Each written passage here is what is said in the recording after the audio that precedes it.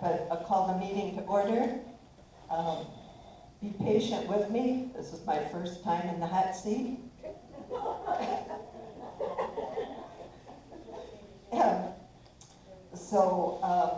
Is there anybody doing any audio or videotaping? Okay, if not, we'll stand for a moment of silence and our Pledge of Allegiance.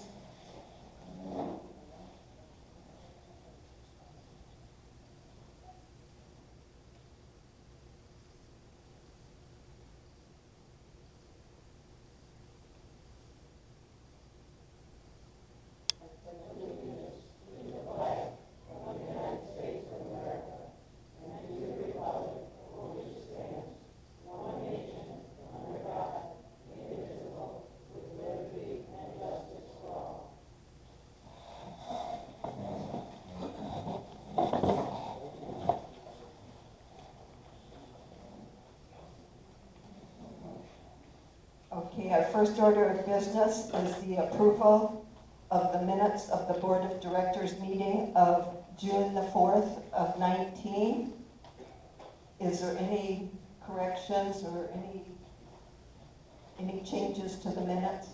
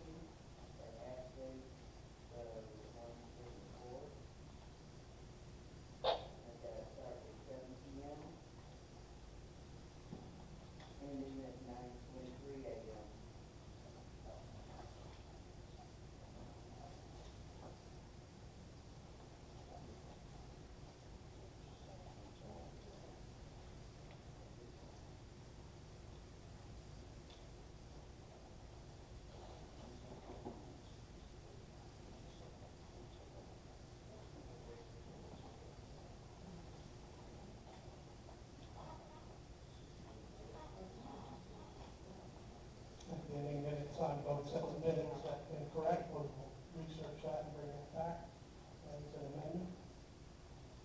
What's that, Ray? I'm sorry. On both meetings with June 4th, we'll check the video, the 9 a.m. start time. I believe it was actually 9:24, it was a quick meeting, but we'll verify that and bring it back as an amendment. The June 19th meeting, Wednesday, started at 7 p.m. and we will verify the end of that meeting. It's like they're inverted, but we'll verify that and bring it back to the board for approval. So we'll skip the minutes approval today. Okay, we'll skip that part and we'll get those verified. Yeah, it's not just dates and time, it's also what was discussed on during that meeting on the 19th. Okay. We'll have him check out the minutes from those two meetings.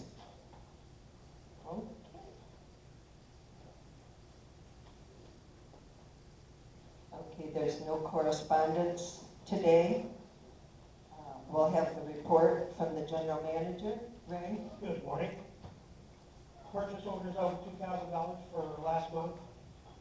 We had Corbin's Contractors, admin, bathroom, and kitchen remodeling.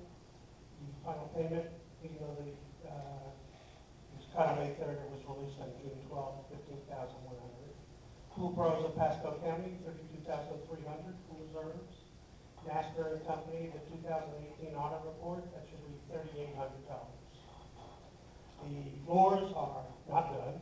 The pool is not done. So I was being the optimist when I wrote this report, thinking that July 1st everything would be done. The front side still is in process. The clubhouse parking lot, seal coating and restriping, I'll bring to the board for approval in August, and we'll try and schedule that sometime late August, early September, before the October shows begin. Tornado County Utilities called about the work being done on, as part of the plant decommissioning. They will need to install a small lift station to transfer the flow of water when the plant is fully decommissioned. For reference, that property is on the east end of Brookridge on Grove Road, adjacent to the RV compound, but some residents had seen some contractors and work being done over there, and thought something was being built, but they're just running new underground water pipes. That's all I have. Okay, thank you. Unfinished business, ACC appeal, 14849 Brookridge Boulevard, AC stand and setback denied. Is Rich here?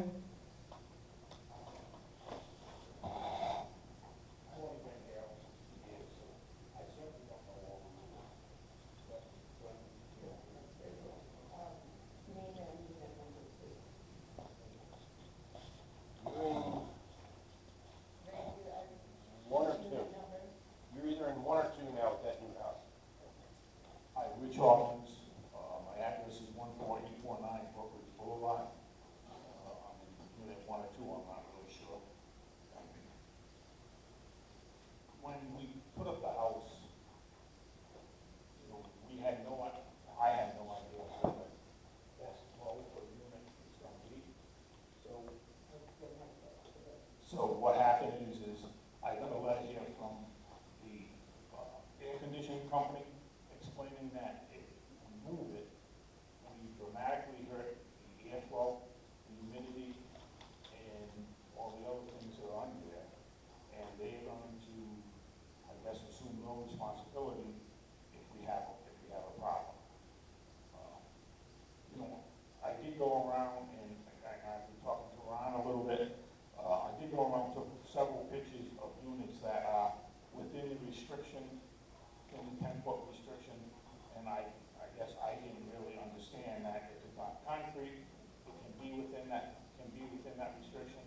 The height of the air conditioning unit had nothing to do with me or the manufacturer. It came from the county. The county, because it's in a flood zone, made us bleed. I would have much preferred it to be on the ground and not have to walk up 48 steps to get into my house. But it is what it is, and the county dictated how it was supposed to be. But there are several pictures that you guys can look at that show that there's a whole bunch of houses that have them, and this is just like a few examples. I mean, on number 18, almost every house on the left-hand side has their air conditioning within the 10-foot restricted area. Just as Sandy's brand new house, the house is 10 feet away from the property line, but the air conditioner falls within the restricted area. Granted, it is on a slab. This is what it currently looks like. When first, we put the wrap, I put the skirting around the house. I've explained that I'm willing to put any kind of fencing above it so it would be blocked from the street or my neighbors. I guess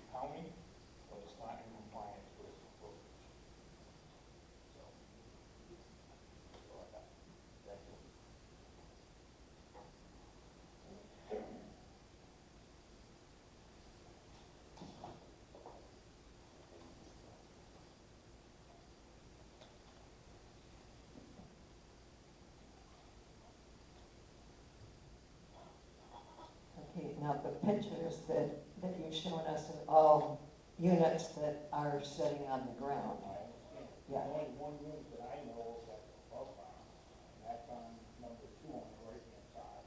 And it's on a platform that's disturbing. I don't think it's in setback, but that's it. I would say that. It's up by the setback. I didn't realize that.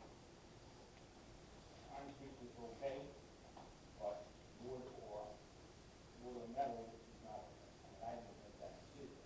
The agency is going to come to that with the food. Had I known that, I probably would have thought that 2-foot setting or 3-foot setting would be the only reason I have that. To me, that would look worse than what that color is. Because I wouldn't give it it's up for right now. Now, is there any chance that you could mount it? I called, I had the Acme's everything by yesterday, and I showed him that and said, is this something that we can do? He said, no, that has to lay underneath the thing, it has to be well done onto the house, and it's really not very effective or efficient.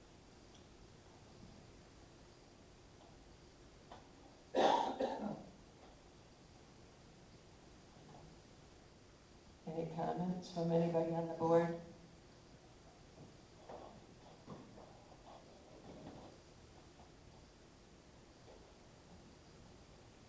Because, in deference to Linda, I'm a senior member.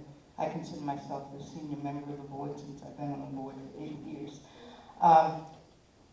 Just to clarify something, sir, sometimes our deed restrictions do not necessarily comply with the county. There are certain things that we have to, but as a private community, there are decisions in our deed restrictions that we can make that are different than the county's, except for setbacks, that's etched in stone.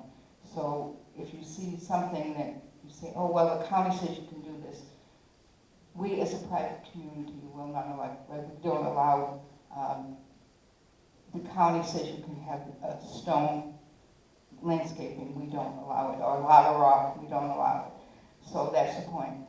I can understand your dilemma, and I know that area was flooded back in 2012 during Debbie. We lost several houses there, and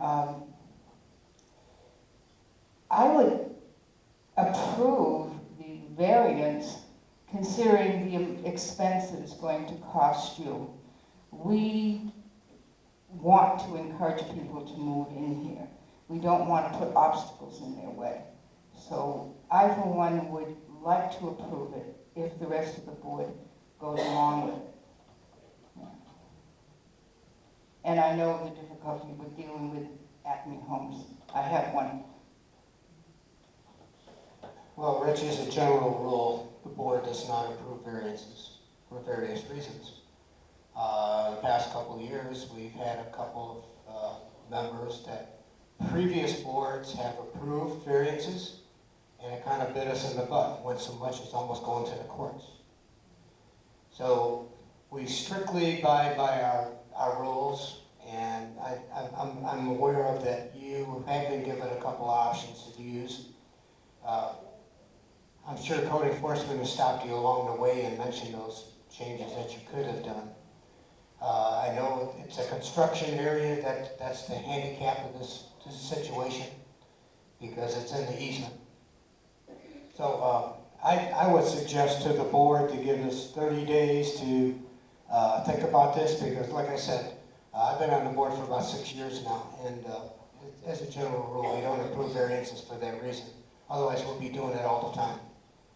So I know you're given a couple options, so I would suggest to the board to go over this as a board and give it like 30 days and give the property owner written decision of what the board would make. That would be my suggestion. The options that were given, yes, there were options given, but each one of them is going to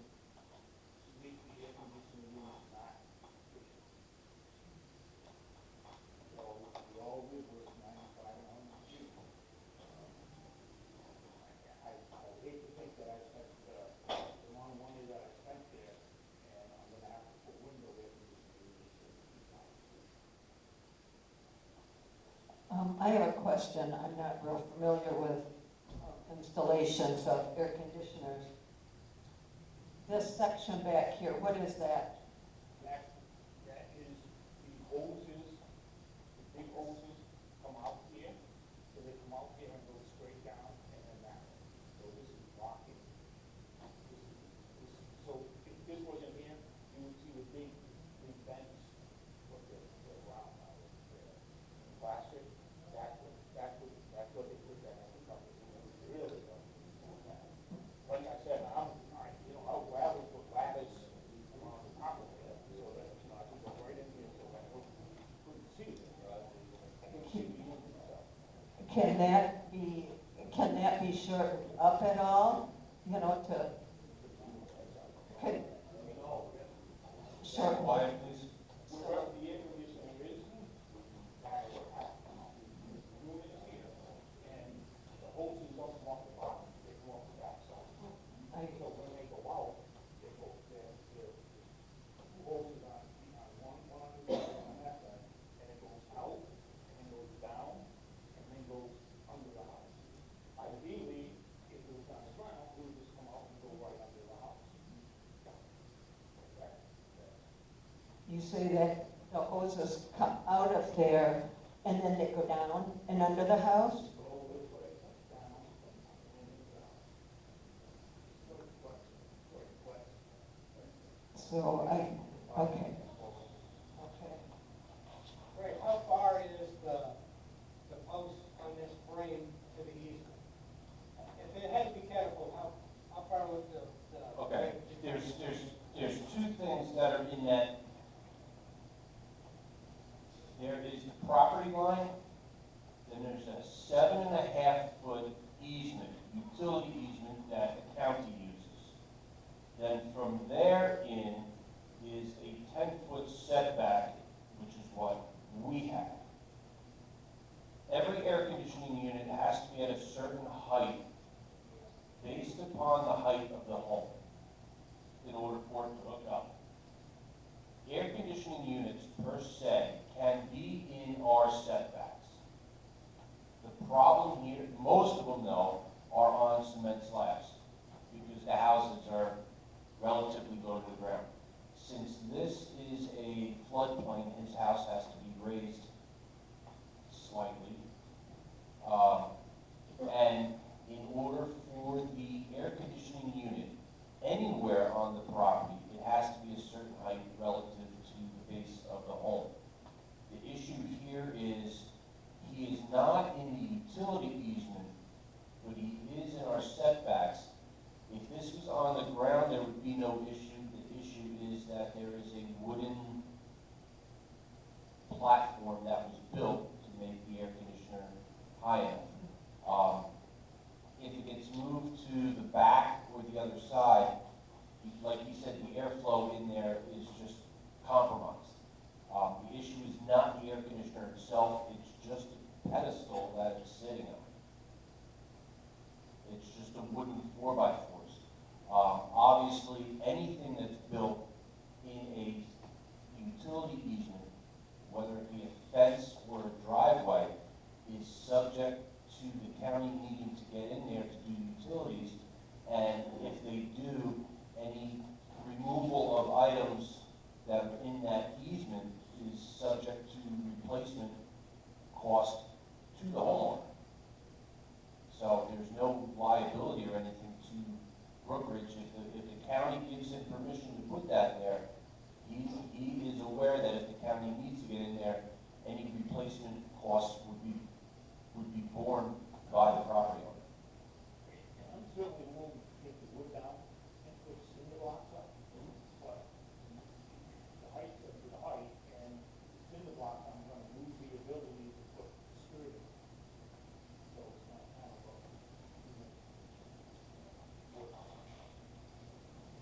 believe me, it wasn't my choice. When I saw them put the house in, I said, oh my God, I didn't realize it was gonna be. This 7 steps. So it's like, Now, when I had seen the pictures of before you put the skirting up, It looks like the stand is made out of like 2x4s. Okay, or what, yeah. Now, are those in concrete in the ground? Okay, then my other kind of question would be about water and rain and stuff like that deteriorating that wood. It's not made with weather-treated wood. It is pressure treated wood that they use. Okay. And where it goes into the ground, I mean, I certainly could put the posts in cement, I would dig around and pour cement in it, just to reassure it. Or, you know, like I said, I'm kind of at the mercy, do whatever I gotta do to try to keep it where it is. On my own, I wouldn't, consider it, dropping it to the ground, but, I don't ever think there's gonna be another flood like there was. No, I would, I would, Yeah. I would go on with the assumption that they're not gonna come back and inspect it.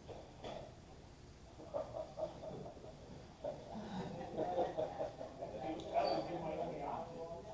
If I put it into the back of the building, which is on the golf course side, which I walk so I can see it back there, that's the building, exactly. On the other side, to me, it's not, it would look, it's not aesthetically great, but I put it where it would be out of the way. That's where, when they put the house up, and I think in their mind, when they built this thing, they didn't realize, because the first one that they put it in backwards. So, going under their assumption, the air conditioner would have been on the right-hand side, not the left-hand side. But because I wanted the third bedroom in the back to have a door to go out and go to the gas, it flipped it and put it on this side that is covered up. Frank, any comments? I hear everybody saying about the cement blocks, and to me, that would be probably the answer. If it's on cement, it's on the ground, and not that it would be pleasing. I wouldn't necessarily want it in my yard like that, but I don't know. I don't know if we have any choice here other than that to make it best. I would have thought that the installer would have put sono cones in there and poured the cement in there to make a permanent fixture to hold the AC. Well, But they if dug you- down right away, the post in. But no concrete. And you're in a flooded zone. Well, it's just like underneath the house, it's all cinder block, just like everybody else, there's no concrete or anything else. But it's not outside in the elements like that bench that the AC would be on.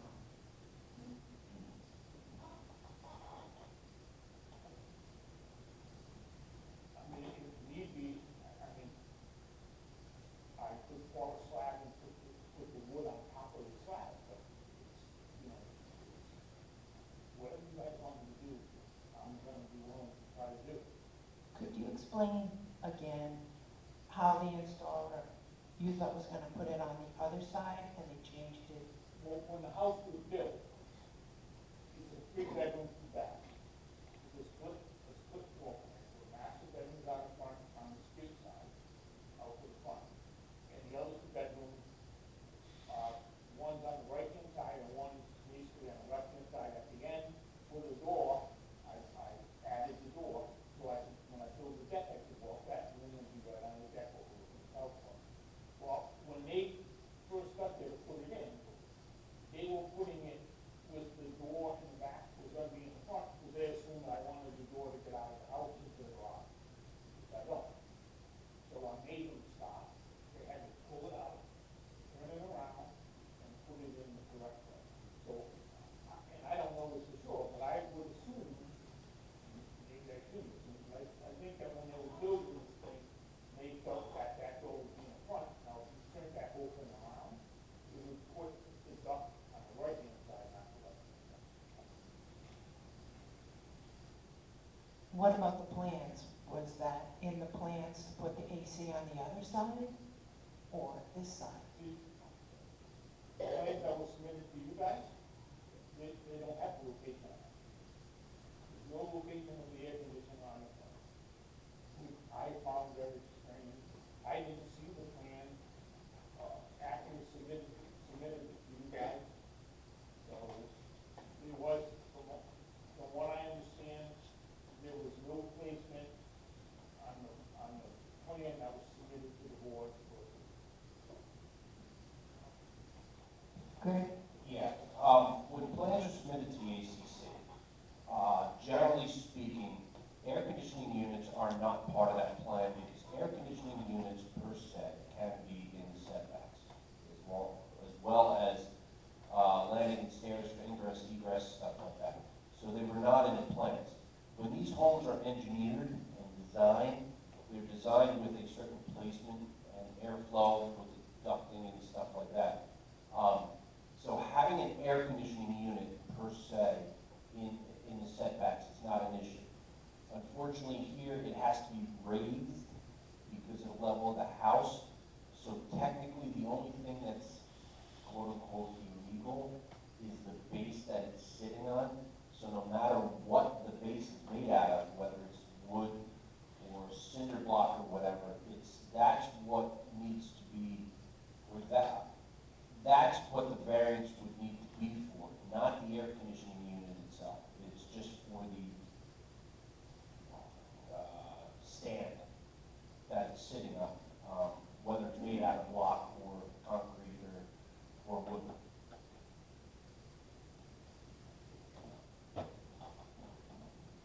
Okay, well, I've got one board member that is in favor of the variance, one board member wants to table it. Ann and Frank, what are your feelings? I was thinking, next meeting, if we don't have any meetings at all. July. So, when we be able to. This isn't a motion, this is an appeal, so the board would just simply notify the owner of the results of the appeal within 30 days in writing. Ann, what are your feelings? I'm with tabling it 30 days and notify Mr. Hawkins by mail. Okay, we've got a motion. Great. Okay, We'll get back to you. we'll just table it We'll get back to you. and get back with you, Rich. We asked that letter states, if we move it, they're not gonna be responsible for any shortfalls in that area. So we specify. Okay. Okay, we'll get back with you on it. Thank you. Okay, any report, directors, committee reports? I have a finance committee. The other week I said I had one person, and now I have 6, and I'm very happy. I hope Peter, he'll be the only man in the group. I have 5 ladies, and they're willing to work and see what we can do about getting a budget that's viable and passable. We know we have to, it is projected that we will have to go up on the assessment. But we're going to work hard to make sure that it's palatable for everybody. So I appreciate the ladies that came forward. One of my members, Tom, had to withdraw, but he is my silent advisor, Tom Wellington, you know him.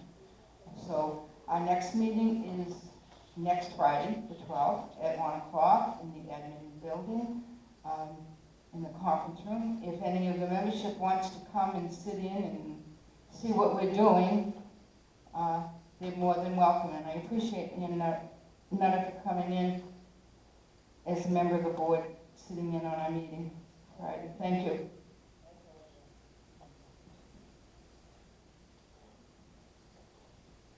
On a little tidbit on the finance committee, not so much as the committee as the budget. You can't find a better place to live as cheap as we're living. I'm really surprised that it didn't pass last year. There are some people that will vote against the budget every single time. It doesn't matter if it's 50 cents. It's like it's against their principle.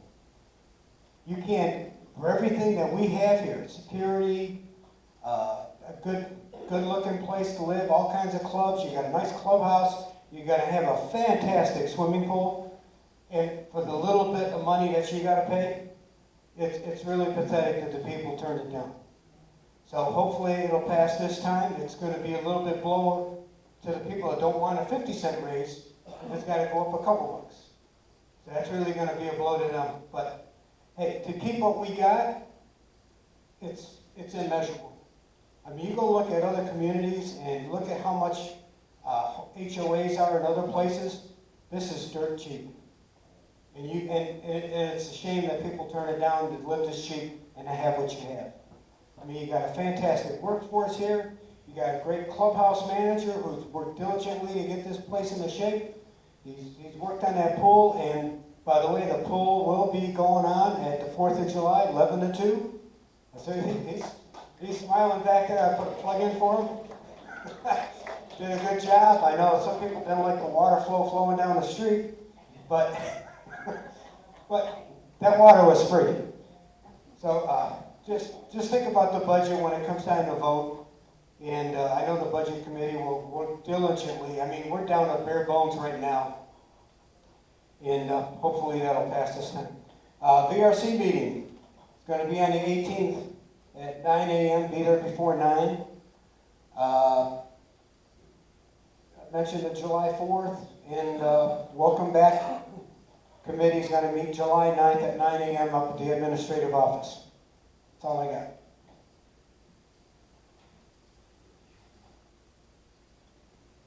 Ann, you got anything? Frank? We did a walk through the RV lot again yesterday, 2.5 hours in the hot sun.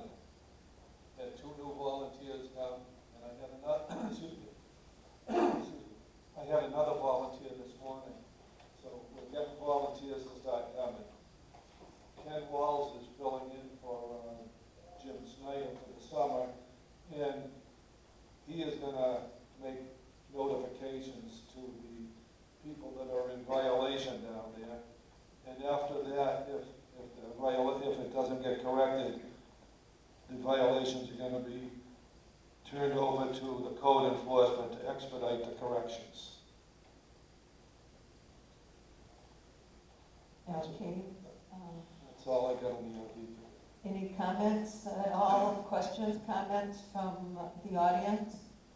If you'll come up and give your name and unit number. On the RV compound, Ken Wall, Unit 4. On that RV compound, we're doing all we can, but we just need direction.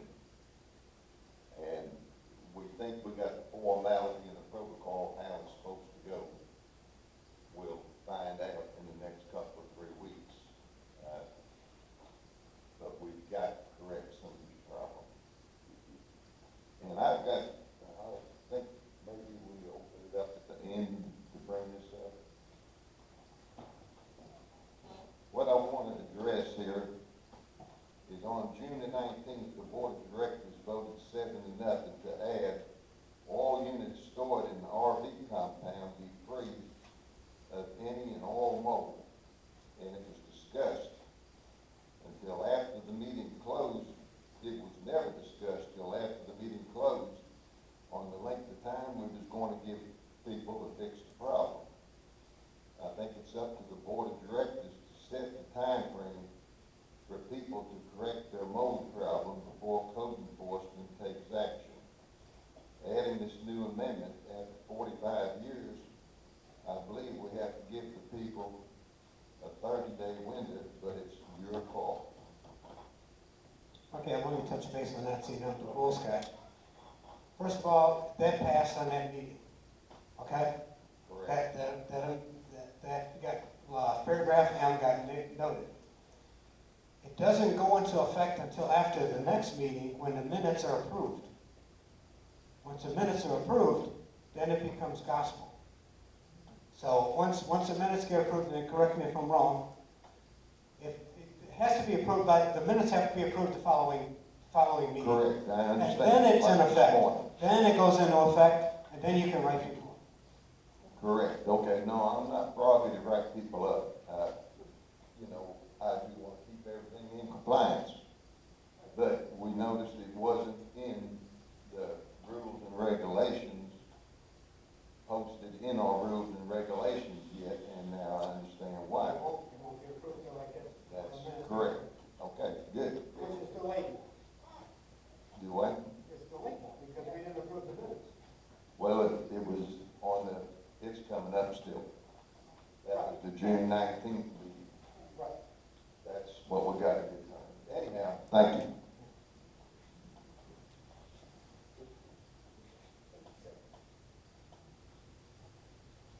Any other, yep, Paul?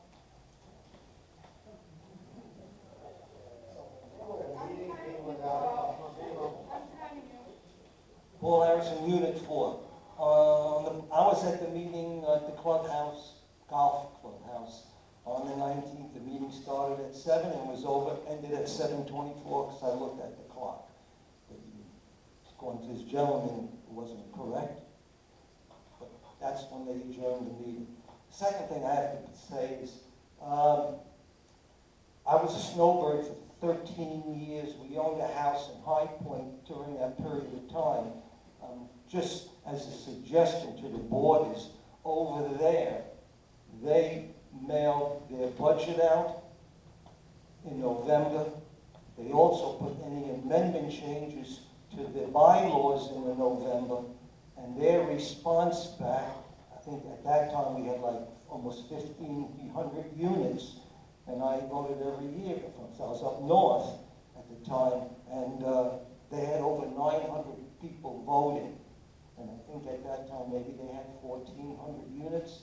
We can't even get 400 people to vote going to the clubhouse here in November.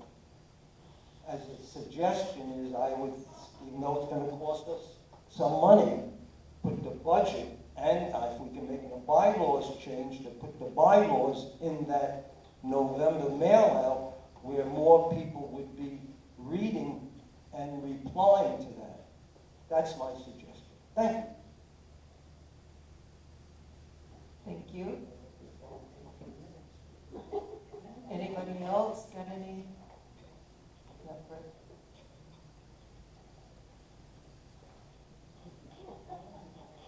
Grant Unit 3. Somebody said about a dancing on the dance floor coming up.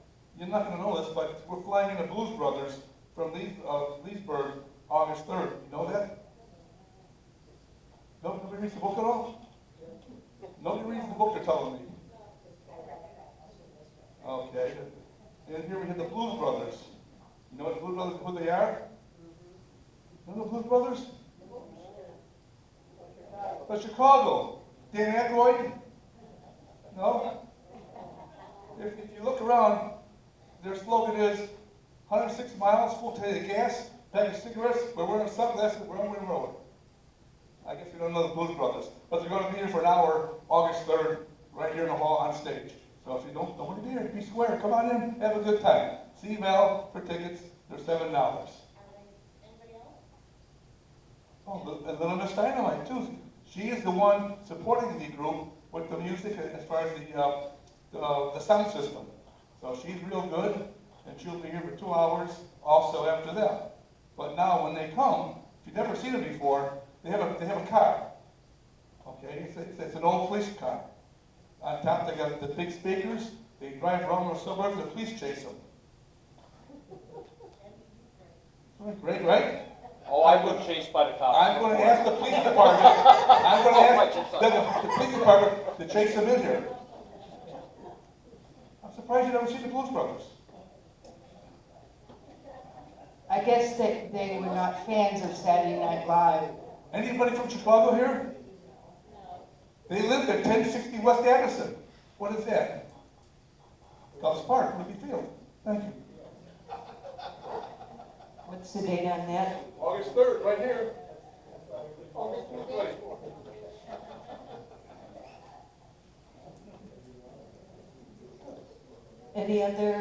Any other comments, questions, anything from the audience? If not, I'll entertain a motion to adjourn. Motion to adjourn? And second, motion, all in favor? Motion carried, a meeting adjourned.